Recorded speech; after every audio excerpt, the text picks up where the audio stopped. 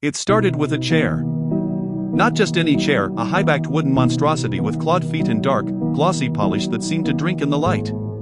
I found it on the curb outside my apartment, abandoned between a broken lamp and a soggy cardboard box.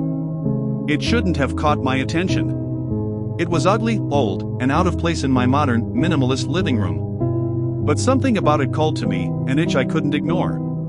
The moment I touched it, I felt a spark. Not literal electricity, but a strange warmth that spread through my palm and up my arm. Before I could second-guess myself, I lugged it up 3 flights of stairs and into my apartment.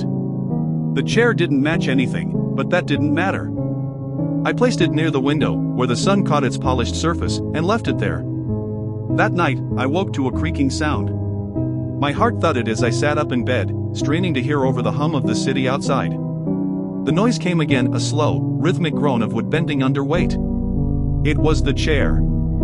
I told myself it was settling, an old piece of furniture adjusting to new surroundings. But when I crept closer, I saw the impression of something on the seat, like someone had just risen, leaving the faintest indent in the cushion. I didn't sit in it after that. The next morning, I noticed the chair had moved. Just a few inches, but enough to unsettle me. I pushed it back into place, muttering about uneven floors, and went to work. When I returned, the chair was by the door, as if waiting for me. I laughed it off, even joked about it with a friend over text, but my unease grew. Over the next few days, the chair started appearing in places I hadn't left it, in the kitchen, facing the stove, in my bedroom, angled toward the bed. I tried to get rid of it.